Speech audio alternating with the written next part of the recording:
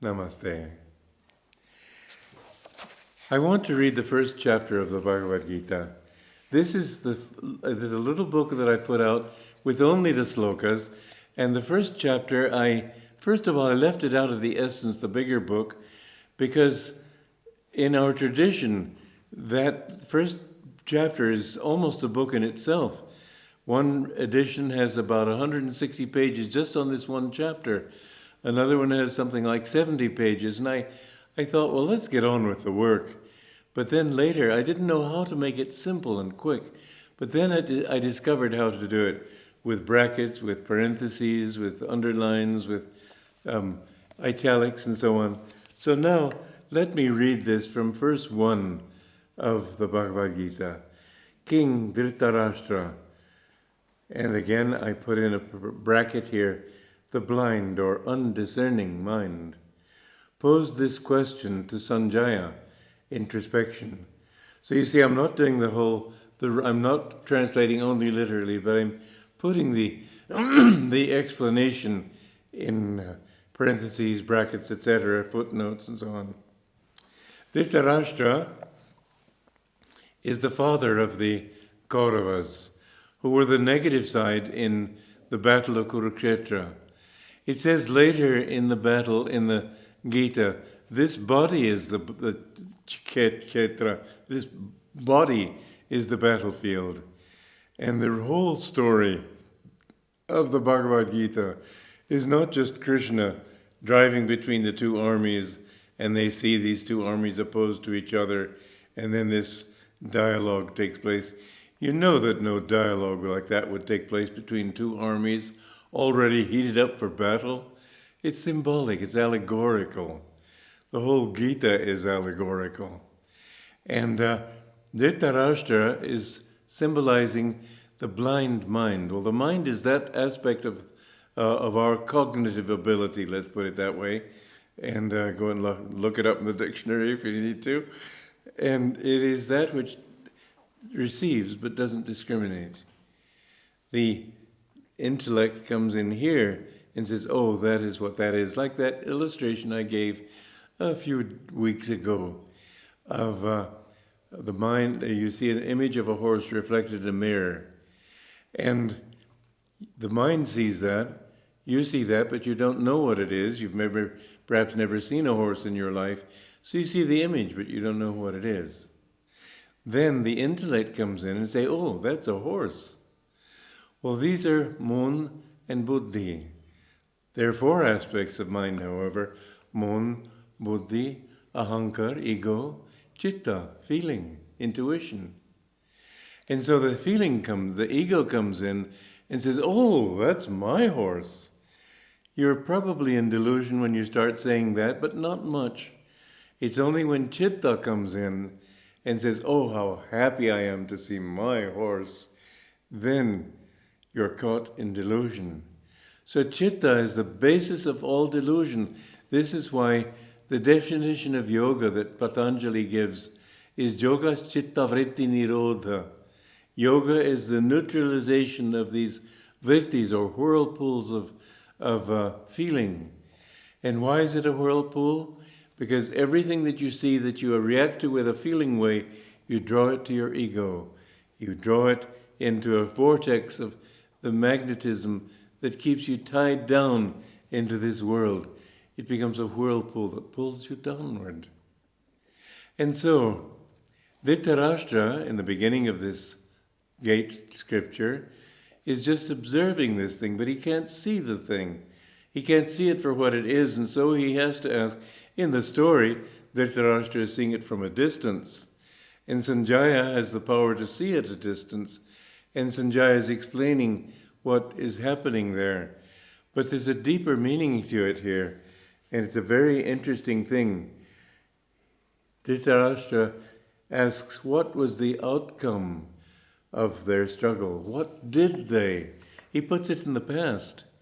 In this single sentence, you see the clue, I should say, to the entire Bhagavad Gita. It is an introspection. What did they? The time of discrimination, the time for introspection, is not during the battle. during the battle, you're too busy hacking away and slashing away at your faults and trying to get rid of your ego and anger and greed and all those things. It's afterwards, when the mind is calm and reflective, that it says, what did I? Ask yourself this every day. Go back over your day and say, which side won? Did my Pandava side win? Did those tendencies in me that will lift me upward, did they win? Or did I succumb to that quality in me which pulls me downward? Every human being, until he attains enlightenment, is a battleground between these two things. And the battleground itself is the spine. And those things that pull you upward, mind you, that grace is a pulling upward. You don't force yourself into God. He pulls you there. But Maya also pulls you downward. Satan is a reality. Satan is a conscious force. Satan, you might describe it philosophically this way, that when God sent the creation outward from his consciousness, still motionlessness in spirit, in Brahman, then there was this force he had to put out to make it happen. And so there are two aspects of Om. Om was that which created the universe, but there's a Prakriti and Aparaprakriti, and that which takes you away is that which that satanic force tries to take everything more and more deeply into separateness from God. And then there's that inner side of Om, which calls to you inwardly and says, become one with me. That is God's love. And you have this battle between these two forces inside you. The satanic force trying to say, come on, remember who you were. You were an animal once. You would live for just animal pleasures. You're this body. You want food and sex and pleasure and power and all these things. And the Spirit is saying, no, don't go that way. It'll give you unhappiness. You've tried it. It didn't work. And it's pulling you forward. And that nightingale singing in the darkness of your soul, calling you upward. This battle between the two is the war of Kurukshetra. And so that is not while the war is happening, it's beforehand. Afterwards, looking back. So Sanjaya is there seeing this thing at a distance, but he's really seeing not what is happening, as the story tells you that's what he's really doing. While the battle's raging, Sanjaya is explaining it. What is really happening is he's looking backward. He's introspecting. Sanjaya stands for introspection. On the battlefield of Kurukshetra and of dharmic confrontation, Dharmakshetra, my sons, the Kurus, Kauravas, or adharmic, unspiritual tendencies. Again, remember, I'm adding phrases here to help you to understand. The unspiritual tendencies and qualities, and those of Pandu, the Pandavas, or spiritually elevating aspect of human nature, stood ranged against one another, eager for battle. And so we have the whole beginning of the Gita. What was the outcome? And this is the battle you must fight every day, and the battle you must review every evening until you attain your freedom. Sanjaya replied, Prince Duryodhana. Duryodhana stands for material desires. On beholding the Pandava army opposing him in full battle array, anxiously approached Dronacharya. Now, Dronacharya stands for habits, and it's very interesting because Dronacharya was the guru of both the Pandavas and the Kauravas. But in the battle of Kurukshetra, he sided with the Kauravas. Why? Because the thing that keeps your bad tendencies alive is habit. But your good tendencies have a higher source. They don't come from habit. Yes, if you develop the habit of meditation, it will stand you in good stead. Yes, if you develop the habits, it will stand you in good stead. But what happens more than that is that then your soul comes in, your soul freedom. And it is really your soul that lifts you. You don't get lifted to God by habit. You get lifted by grace. And habit, therefore, sides with the other side, the wrong side. And so, Prince Duryodhana, material desires, on beholding the Pandava army opposing him in full battle array, anxiously approached Dronacharya, or habits, or past samskars, or mental tendencies.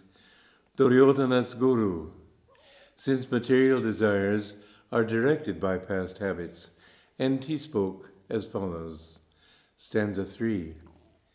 Behold, O teacher, this great army of the sons of Pandu, arrayed for battle by your own gifted student, Drishtadyumna, or advanced intuition, the calm inner light. Mind you, all these characters that are listed, most translations, or at least many of the translations I've read, dismiss this first chapter. They just say it's just the typical lining of epic warriors on one side and the other. But actually, if you trace the words to their Sanskrit origin, I'm having to talk from faith, not from experience, because I don't know Sanskrit. But my good line of gurus have explained that if you trace those words to their Sanskrit origins, you come up with these qualities. And so Drishtadyumna, or awakened intuition, the calm inner light, which appears also owing to the guidance of past spiritual tendencies or samskaras, but spiritual ones, the son of Draupada, dispassion toward sense enjoyment. And he goes on to say, see those mighty warriors, bowmen as great as Bhima, the power to uplift the body's energy, and Arjuna, fiery self-control, Virata, ecstatic identity of the egoic self with the indwelling soul, and Drupada, dispassion toward sense enjoyment, mighty charioteers, controllers of the senses, all. Verse 5. Behold too, Drishtaketu, the inner power of resistance to temptation, the yamas of Patanjali. And he brings Patanjali in chapter 1 of the Gita too, with his yama niyamas and his eightfold path. It's not an eightfold path of Patanjali. It's a universal teaching. Everybody has to go through those stages. I'll just take a little break here to talk about that a bit. Yama niyama is not a part of an eightfold path. Everybody has to reach that stage where he no longer has these feelings, whether you be Christian, Muslim, Buddhist, Hindu, it doesn't matter. If you want to find God, you've got to overcome these particular qualities in yourself. And so you have to overcome the desire to harm other people, develop ahimsa, the desire to be untruthful, be truthful, the desire for loss of self-control, all these things which we'll go into gradually as we appear here. These are all things they're not stages that you have to do according to a particular system.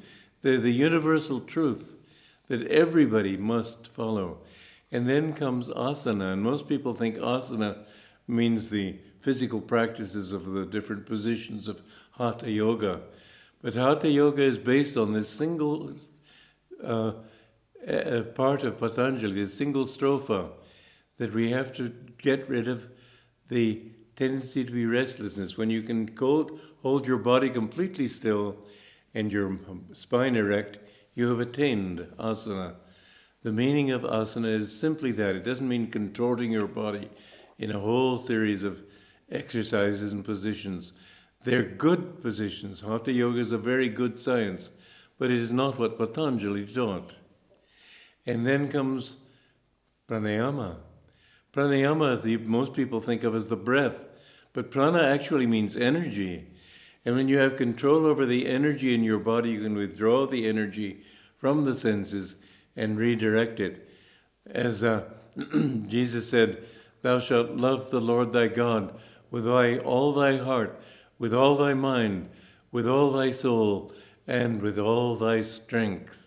And there's a sect in America that they call themselves holy rollers, and they think that they're worshiping God with all their strength by using their bodies to roll around on the floor. And Master laughed at that practice. It's not a genuine one. But what it means is that the energy, your strength, is the energy of the body. That has to be withdrawn. And people think of prana also as meaning breath. But breath and energy have a lot to do with one another. And we'll probably get into more of that later on as we go. And then comes pratyahara, interiorizing the mind. And then comes dharana, dhyana, samadhi. Or I may have that wrong, dhyana, I'm not quite sure on that one. But first of all, you have the experience of the inner light. You have the experience of the inner sound. Then in concentrating on that, you become absorbed in it. And then in absorption, you become one with that, and that is the state of samadhi. And there's first Om Samadhi, and then when you become one with Kutastha Chaitanya, the Christ consciousness, then you become one with that reflection of God in all creation. I asked my master once, at what stage must a person be to be called a master? And he said, you should have attained Christ consciousness. And so, in that state, you find, first of all, I described to you earlier, the Nirvikalpa, Sabhikalpa, and then the Nirvikalpa. These are all a part of it. But once you've attained Nirvikalpa, then finally you are free. What Patanjali was doing was describing the path to God. There are not many paths to God. Outwardly, yes. Inwardly, no. All souls have to awaken that energy in their spine, direct it up toward God. This is the door. And Jesus said in Revelation, behold, I stand at the door and knock. If anyone hear my voice, let him enter in. I will enter in, and I will sup with him, and he with me. And what a wonderful state that is. So next time we'll talk further about this, but joy to you.